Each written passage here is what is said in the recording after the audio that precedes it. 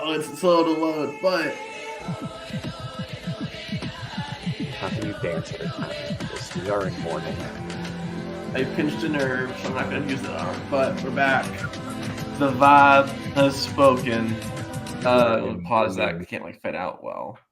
Um, I'm Adelaide. That's my emotional support straight Cameron. Um, this week's episode is Lasad. Cameron, how you doing?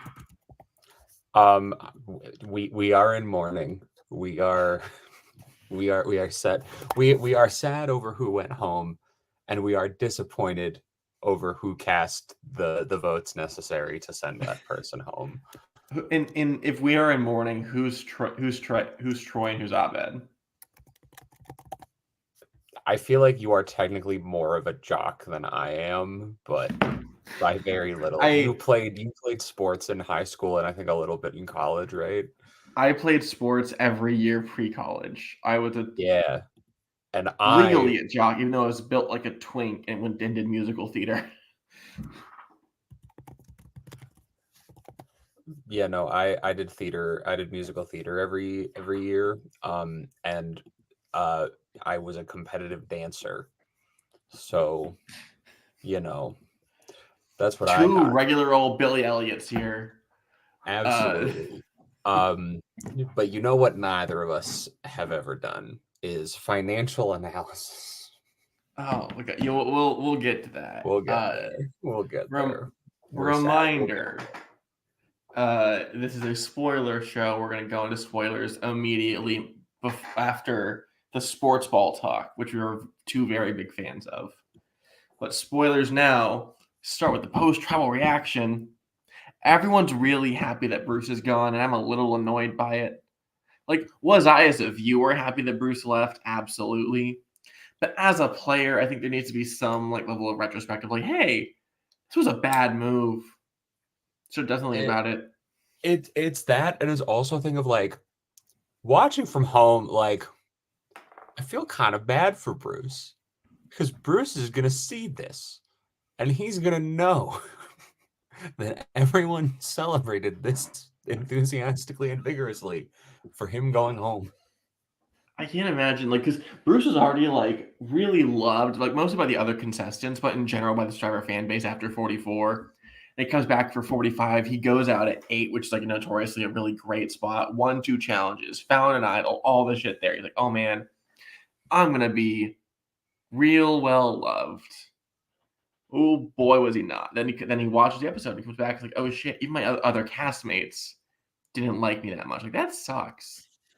I feel Yeah. bad for him.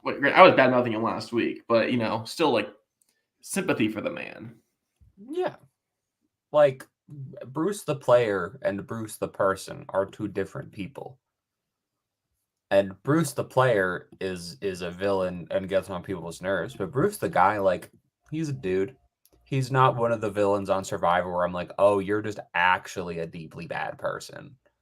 Um, he's just a fun, silly villain. He had his time. We miss him. Um, and going straight to this episode, it left me with my first big question. And my first big question going into this episode was, so what's Katura's edit gonna be now?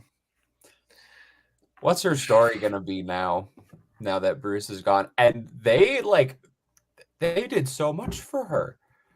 They had I wish we all got of this edit the rest of the season. yeah, they had all of this content to make Katura this rootable, likable, like cheerable person, deep personal backstory, all of this.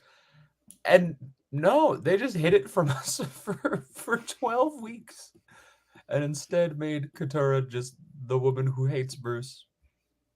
She don't like I him. before we get to the rest of Couture, I need to point out what is the beginning of the downfall of jury analyst Emily Flippin. Is once they get back from tribal, everyone's like, "Oh my god, he didn't play the idol. What happened?" And Emily raises her fucking hand and says, "Hey, I did that." And Julie, I told him your name. Okay. We saw the last time someone fucked with Julie's name and what happened there. Yeah, her he's fucking still Lulu in the game. boyfriend, He's still brother, in the game, and we're everything. rooting for him hard. Well, Caleb was first. Caleb was Oh, the I guess first person to target Julie. I guess this is true. And Jake being here is a fucking savior. Yo, what up? Jack watch Survivor. You'd love it. Jack, name any person on this season that we have not named in the past 5 minutes. I dare There's you. like 3 options, and then one of them's a letter. That was where I knew that, okay, either Emily's winning or she's gone today. Because there's no way that you claim such a big move. We And said yeah, that name, we just Jack. I said name someone. We haven't set the name up. You can't just claim that fucking move so strongly. So and expect casually. no reaction. So casually. I was waiting for the Julie cut of her confessional being like, oh, so you like weaponized me to get this dude out. No, I don't know. It seemed like a really bad move. Yeah, this episode was full of a lot of very questionable moves and strategy. And I will say, Survivor is sometimes a lot more interesting and exciting when people don't play well. When people who are playing good suddenly stop playing good, it makes for some interesting TV sometimes. Sometimes people play terribly all season, and it's not very fun. Notably, I am a person who I don't love Gabon for that very reason. Where from a character standpoint it's fun, but from a gameplay standpoint it's so bad. This is what we like, where this season has had great gameplay. Even today, like not bad, but people are making such big and blatant mistakes that it does change the game. And we'll see what the ramifications of these mistakes is next week and later in this very episode. Before we get to that, I saw someone on Twitter call this episode Shakespearean. So we're gonna start the plot there right after Emily does the stupid shit. Where we go to the beach with all Ariba just hanging out. It's like, yeah, we got this far. We're final 4. And then Austin and D are like, yo, we're final 3 together. I fucking got you. And also, can we make out? And we're borderline in love. So who are you cutting? Like, well, the first thing I have to say is in regards to the Austin and D romance, I have just one thing to say, and that's you will never be Matt and Franny. Stop it. You won't. No, because people on the internet have been saying like Austin and D would be so cute together. Austin and D are better than Matt and Franny. All that stuff. Die. No, Matt and Franny. This is what me and my fiance figured out is Matt and Franny are for the nerds, the geeks, the weirdos, all that stuff. D and Austin are the Survivor new era showmans that you support if you were popular in high school. They're for the boring, I had a good time in high school and that's where my life peaked crowd. Matt and Franny are for those of us that got shoved against lockers and love our weirdo nerds who just like offer papayas to Jeff in place of idols instead of offering real idols to Julie. Franny, I'm not bitter. I'm not mad. Franny is like Taylor Swift in the "You Belong with Me" music video, and D is like Taylor Swift in the "You Belong with Me" music video. Big reference, big fun times for my Swifties out there. Is Taylor? Okay, I'm not like the biggest Taylor Swift fan. I vaguely remember this video. Is Taylor Swift both of the girls? Yeah, she is.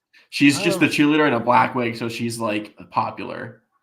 But fair. The blonde girl next door, nah, ugly. Look, can't imagine. People on Survivor 45.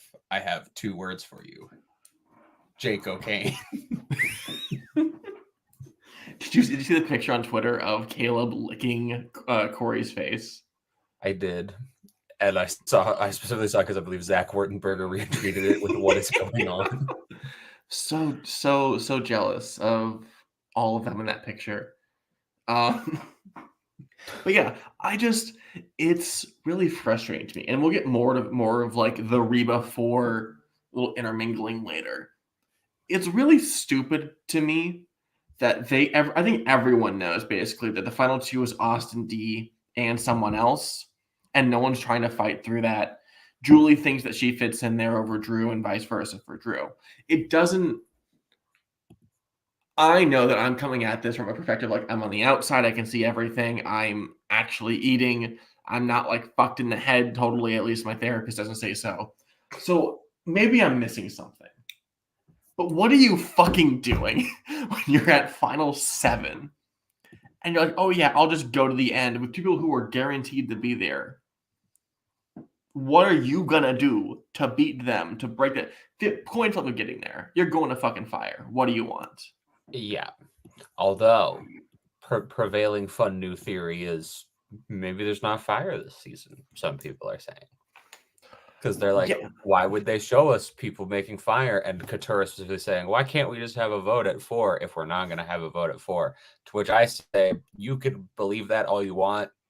I don't, but if we see it, I would be so happy. I'd be so excited. Final 4 vote, please bring it back. Speaking of bringing back votes, oh my god, boat trip. Oh, I wanted to scream. I lost my fucking mind when this happened.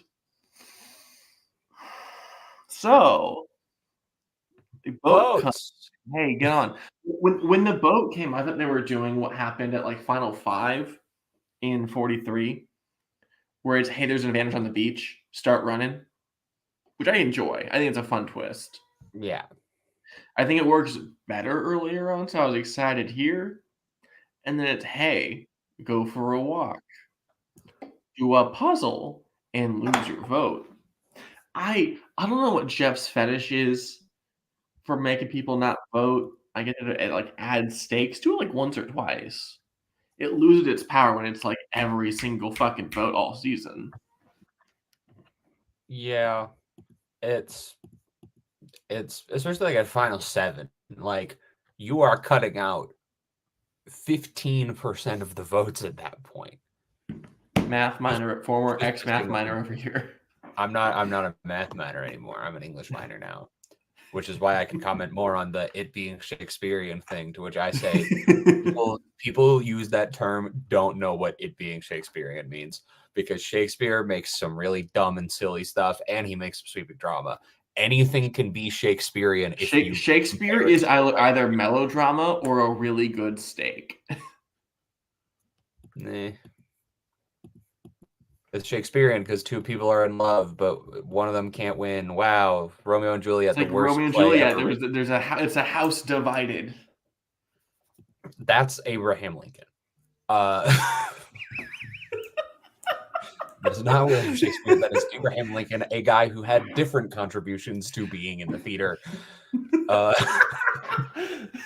Abraham Lincoln, Harvey Keitel, Paul. Oh no.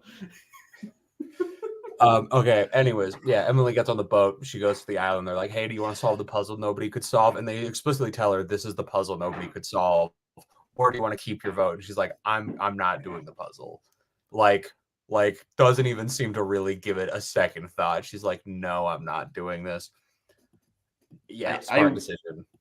Irrelevant decision, but smart decision.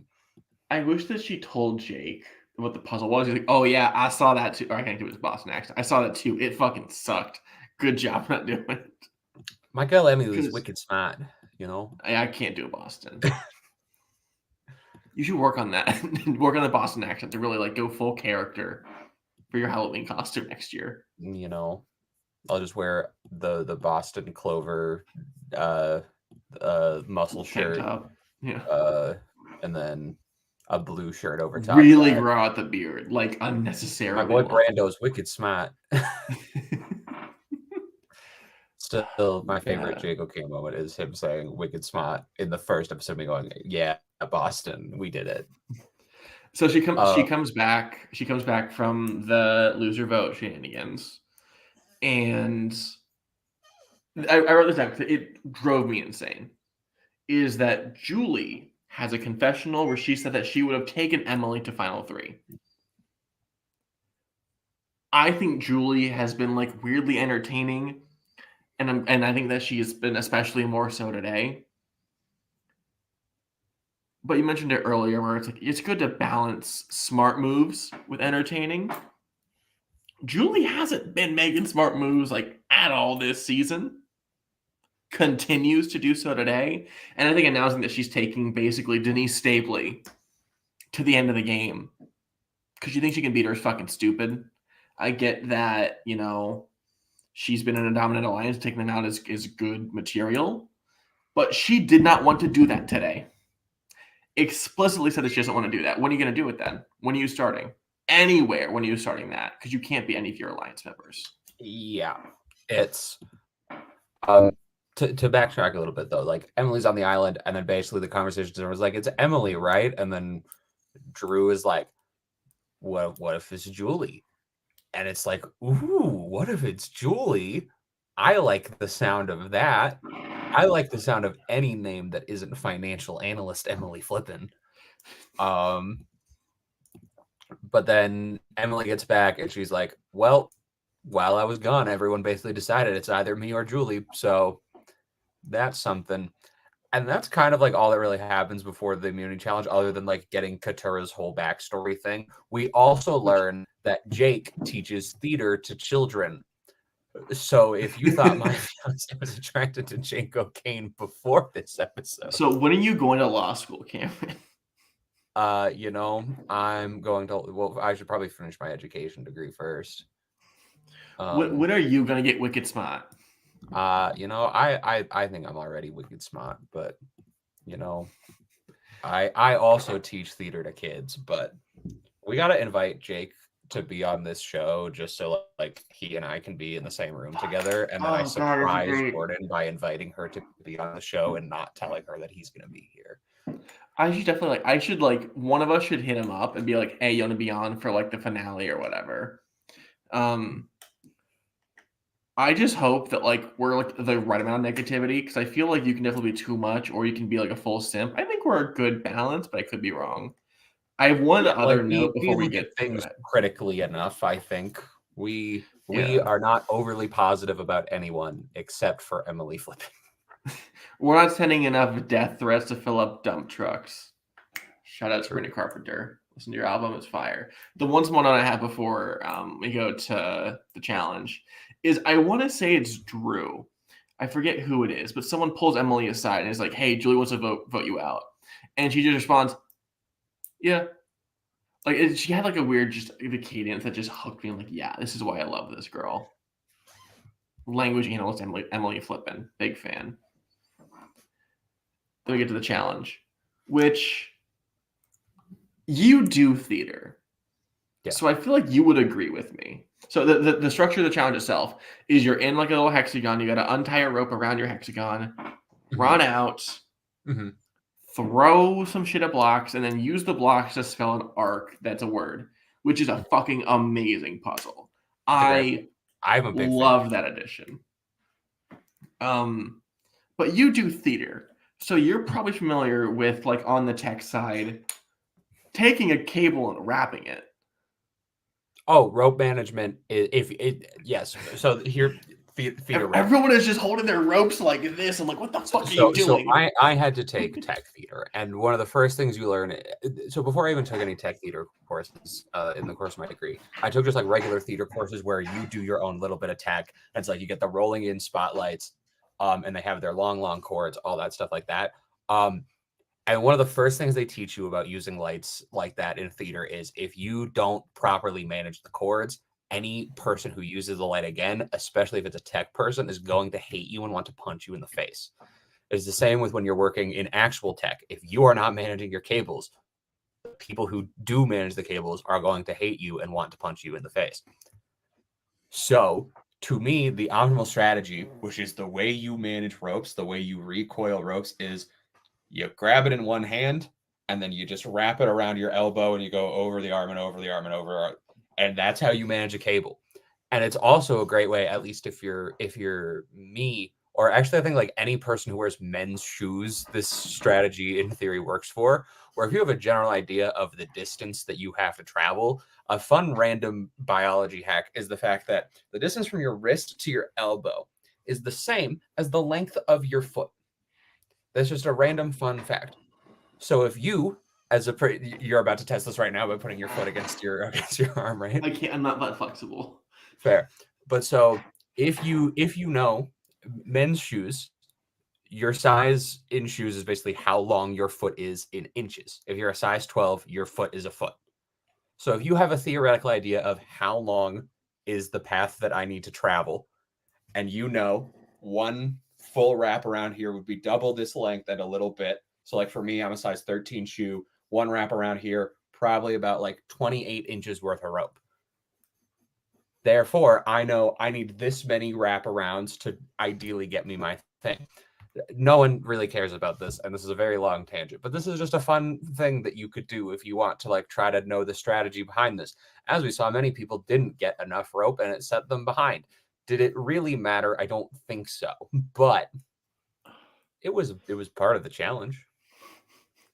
I enjoyed it, but I was losing my mind because I think it was specifically. I think it was D.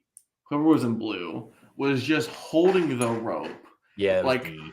Just like in up. like in a 90s comedy where you gotta hire like the jock to take care of a baby, and how that's how I imagine she was holding it, and it was a train wreck. And it takes a minute. Drew gets there early but can't do friction well. Austin gets there and powers through, but he can't spell or he can't hear Jeff. Which I noticed the word very quickly, but I did really love how Austin was just like, he gets it, and Jeff's like, it's not right, and he's just the whole time just staring at it, just zoned out. But this, I think, like it's been talked about before. This is a really good season for challenges because a lot of them are either new or new things, like a or twist on old things. Again. Yeah, but it's not a fire puzzle or a Although hanging fish puzzle. I will say, we had like 4 endurance challenges in a row immediately after the merge, and that was kind of annoying. Yeah. But you we're see, better the now. next challenge is gonna be a memory comp where you like have pictures of things you gotta memorize and run back and organize them correctly. Or getting balls and putting them in a different hole and running back and forth to do it repeatedly. And then you just do that exact same challenge again. Yeah. Jack the Fire puzzle is one of the most overused Survivor puzzles. I love it very much. I have a miniature version of it in my closet right now. I am also looking to buy that or the bonsai tree one. I think both are dope. I also have the tree one.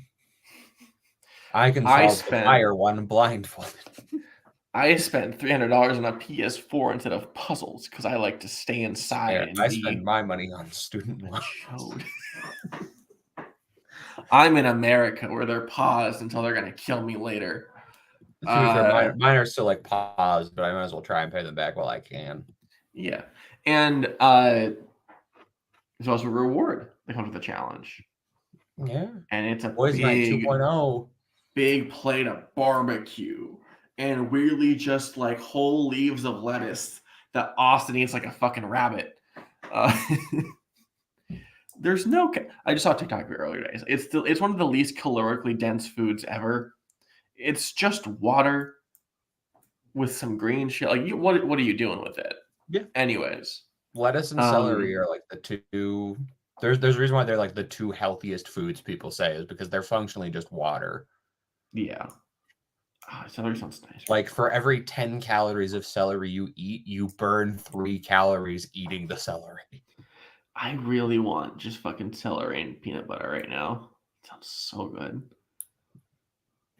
Anyways, time where on Survivor you'd have to strip for something like that.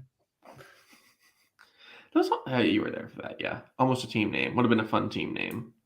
I'm aware, Jack, you drink milk.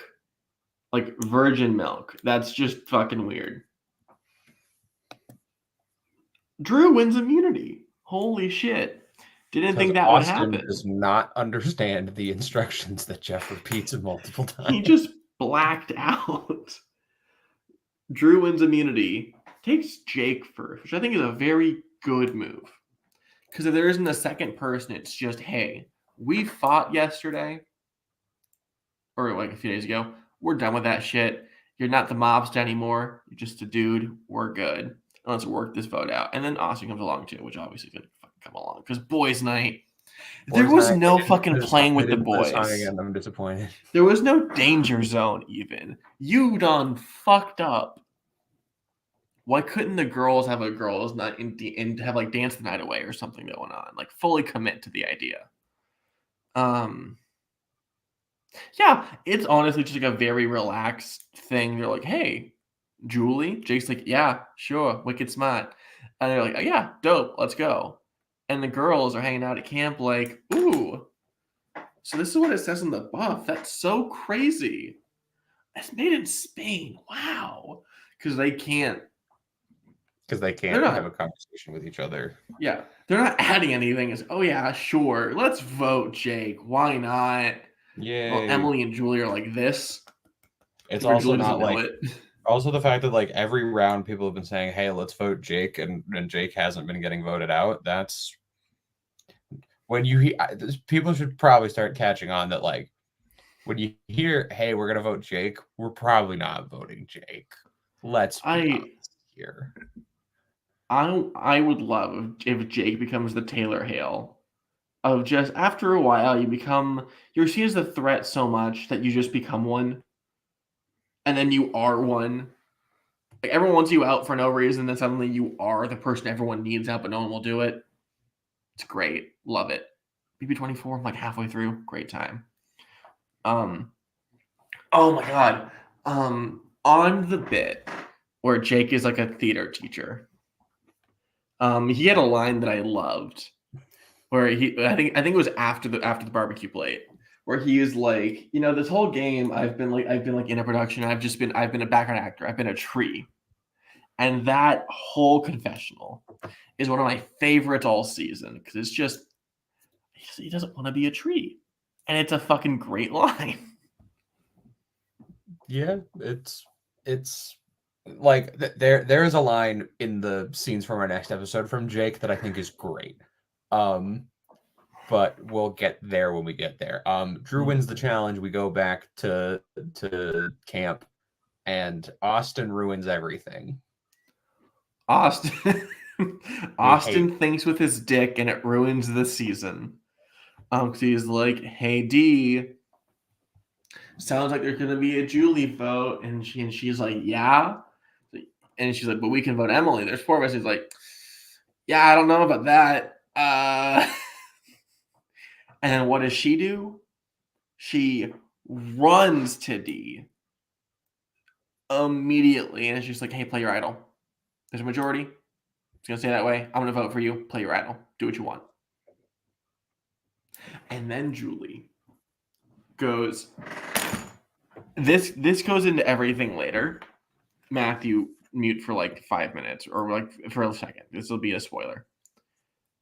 Julie goes full Denise Stapley, but in Winners at War.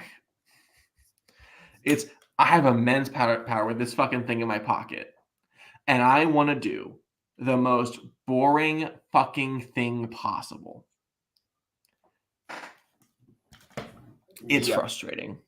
It's a move I don't understand, because literally because Julie's like, "Hey D, I'm pissed. I'm gonna vote Austin out." And she's like, "No, vote the way I tell you." And then Julie says, "I don't want to do what I'm told." Blah blah blah. And she fucking does anyways. Just ignores. Yeah. Everything. Well, especially because and in this conversation she's having with D, there's a moment that I pointed out of D screwing up even worse than she already was. That doesn't matter. Where Julie's talking with D, and Julie's like, "What if I go for Austin?" And D's like, "No." And it's like, well, like, we got to split up Drew and Austin. And D goes, "Absolutely, we got to split up Drew and Austin. Drew's immune right now. You know who's not immune right now? Austin." But then she tells Julie, "That's my number one. Don't take him out." But Julie just said that fucking D is her number one. Isolate your fucking ally. Yeah. Yeah.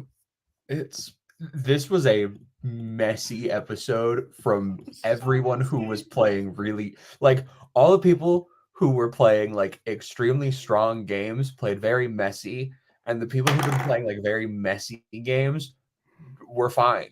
Like, like Austin, D, Emily, and Julie have all been playing pretty reasonably solid games, not too much mess, not too much anything. And all four of them played so messy this week. And then like Jake and Katara, even Drew played very messy this week by like sticking his hands into like all the different pots that there were.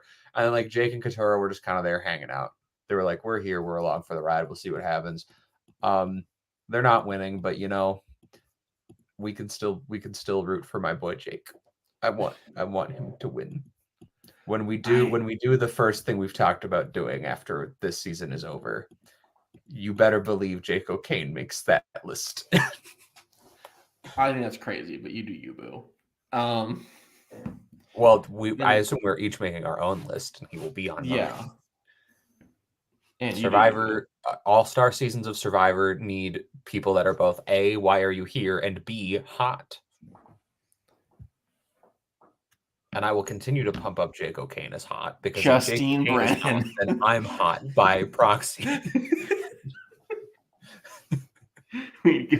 Seriously, if we get on the episode, you need to run to your nearest like American store and buy a Boston Celtics tank top.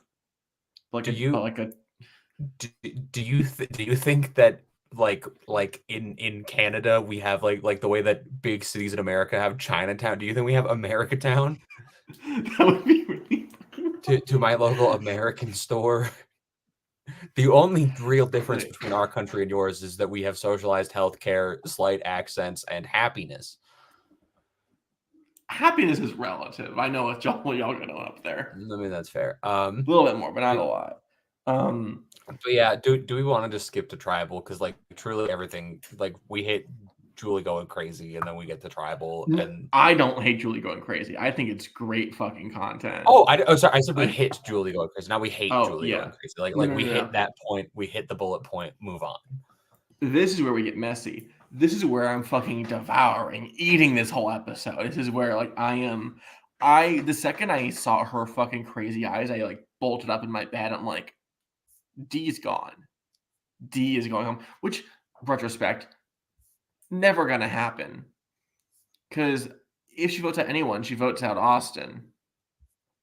And then Austin plays his idol, theoretically, and then Emily still goes home. But imagine if it was D. Or Edgic is entirely fucked the other way. And now anything can happen. Look, I like Austin. Austin is cool, but you better believe that I was sitting there being like, oh boy, baby, let's see Austin go home. The comp beast goes home, and now we wait for Big Toe D to win every comp the rest of the season. Yeah. We need a tribal. And I don't know. I don't use a lot to say.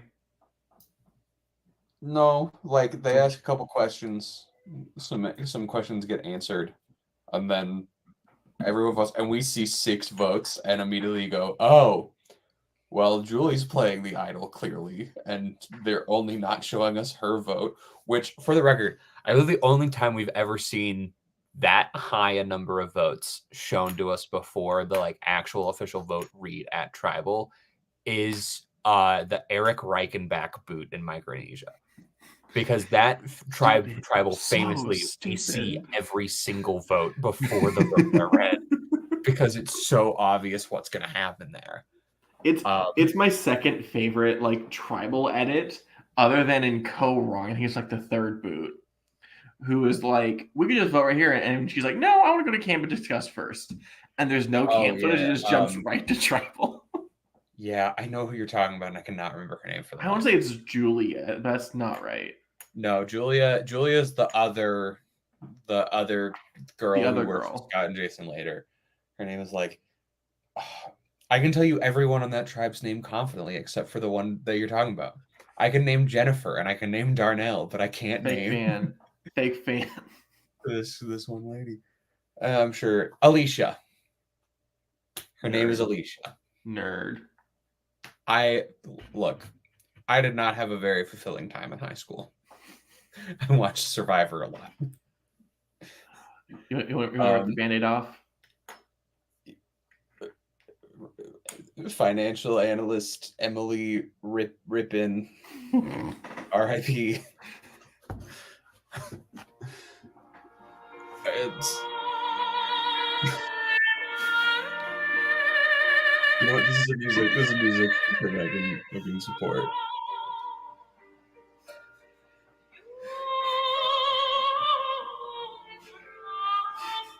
I'm not crying. Just make the music go on way too long in this show. I should put it in the fucking sidebar. Damn it. Okay, but yeah, this is two things. Number one, I already did it. Julie pulled it at Denise Stapley derogatory. How dare you? Terrible decision. But also, okay, I need clarification on this. We're still saying that saying pulling a Denise Stapley derogatory does not mean anything derogatory towards Denise Stapley. I'm saying that idle play in Winners at War is derogatory. Boo! It's a bad move. It is. Okay, we'll get into it later. But also for the first time in 5 seasons plus, the Matt theory has officially died. Yep. Because there was Brandon Donlin, Bruce Geralt, and Emily Flippin. And kind of Sifu. He just sort of went like, yeah, and then we're good. Yeah. So it's over. I wonder who's going to win now. Is it the woman who literally just told someone that she's not her number one ally and she voted with her anyways? Or is it anyone else? But I'm so happy with the D win. I think she's going to be a great fucking winner. I will be shocked if anything happens, because even if Reba turns on each other, they're still up 3-2 going into the finale. Yeah. But like once you start turning on each other, you might as well keep going. Like it's I have made no secrets about this. Like one of my favorite Survivor seasons of all time is Survivor David versus Goliath, where the merge of that game is incredible to me because like the Davids come in a solid minority, manage to pull it back to even, get the majority, and then immediately lose all of it and have it be nothing but Goliaths, and then the one David who keeps winning immunity and hates trans people. So, you know. I know someone who's met him, and apparently he's even worse in person. Wonderful. And he's aged like milk. But hey, you know what? Deserved Survivor winner, Mike White. True. King. I was going to watch something that he was in recently, and I was going to put his name in it. And I can't remember what it was that I was going to watch. But I was going to watch something that I know he's in. School of Rock, that's all I know that he's in. He wrote the Emoji Movie. Honestly, if I were him, I'd be drinking too. Yeah, that's all I have to say for like what we have so far. Yeah, we can talk winners, but it's like so. I'll talk about it now. So, scenes from our next episode, we basically see Drew, Captain America, throwing the lid of the pot. I'm so excited, like dude, at this point, it seems like Reba is broken, and Katura and Jake are like, "Hey, we're here, and we can ride this out," because they're clearly flipping on each other and against each other. And it's where in the scenes from next episode, Jake gives a quote that I think is great, but also I love him, but I feel is functionally meaningless with his position in the game, where he says, "I'm a wolf in goat's clothing," where like everyone thinks that they can just take me to the end and drag me and I can't win, but like giving some sort of indication like I'm not done playing yet, there's still time and there's still moves to be made, which this is true because fun fact, there are winners who have done nothing until the final. There are winners who have done nothing until the final 6 and won the game near unanimously. His name is Chris Underwood. His name is Chip Underbite. His name is Hung. His name is Chip Underwood in all caps. His name is Thin Underwear. Okay, and I think that's all we get, right? Because there's not a lot of context. It's just Drew going full track and field with a discus throw, and then just talking clips. Katura and Jake being like, "We got this," and then D being like, the "Decisions are hard." Am I right? Which decisions are hard. Either Austin gets blindsided next week, or you probably see Julie go, and then Reba gets picked off, and we get to a final three of Katura, Bruce, and probably D. Well, Bruce got voted out last Let's say week. Bruce, Jake, Katura, Jake. I think the most Katura, Bruce in one interesting final sentence. three we could have with the 6 we currently have left in the game is if we can get a Katura, Jake, Drew final three. That would be very interesting to me. Here's the thing, because Jake slaughters that, because everyone hates Drew, and Katura existed for Bruce alone until 2 days ago. See, I don't know if everyone hates Drew. People don't like Drew. Oh, well, yeah, but I think Reba likes him, and Emily likes him. End of sentence. that's 4 votes out of 8. That's true, yeah. Math. That's how that works. Here's the if we're in the world of a 7-1-0 again, I definitely think it's going to be like 7 Jake.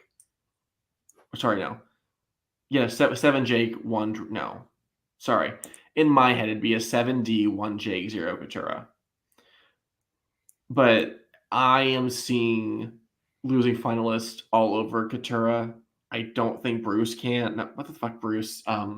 Jake. Jake might get a vote, but respect on my twin. I think that whoever is going to FTC against the OG Bello is winning. It's just either going to be those two are going quickly, or it's a tick, tick, tick winner. That's fair. I don't disagree with you. But it's a question of, do the Rebas start to realize that their best path to the end and their best path to a win is to go there with OG Bello? But the Edgic sluts have a different opinion. Well, yeah, you know what, opinions that and their opinions are wrong a lot of the time. But Emily was the strong favorite to win. Yeah, and they were wrong. You know who was second? D. Noted Canadian, Jake O'Kane. Okay, you're talking about the RHAP Edgic people and not the r/Edgic people, which the RHAP Edgic people are more just like, who do you think is going to win? Who do you want to win? And also their stats are flawed because 98% of people said Emily, but then 23% of people said Jake. The math ain't math in there. That is the exact graphic that I saw. Yes, the r/Edgic community. It was like 22% was D. It's like it's right there. But Jake still had majority, which I'm guessing is just because they assume men are winning because they, on average, doing their edits are better. Baby girl. I called Jake a baby girl today. Don't take that yes, from me. And I don't like it, but I'm going to repeat it. He is so baby girl. I love him. Like, that's all my notes for today. Yeah, I don't really have anything else for I don't know. Yeah. But like, so, what did Survivor 44's Edgic chart look like? While we do that, I'll just do a quick little update on my winner's circle. D, I'd be shocked if she doesn't win. Beyond that, it's hard. I still think Austin is in there. Just by the fact that he's in Reba and he hasn't I think on excluding the D thing today, which is maybe a little bad for his game, but not tremendously so where I think that it's going to ruin his chance to win. And then after that, it's I sort of have to go Jake because I think that Julie is not going to make FTC. And I don't think Drew has enough of the jury in his favor over any of the other Rebas where if he gets there, he beats any of them. Fair. I am looking at the official final Edgic charts for the r/Edgic community from every new era season. I can tell you that Carolyn was the number 1 predicted person since episode 3, all the way until the finale, with Yem Yem at number 2. Gabler was not in the conversation.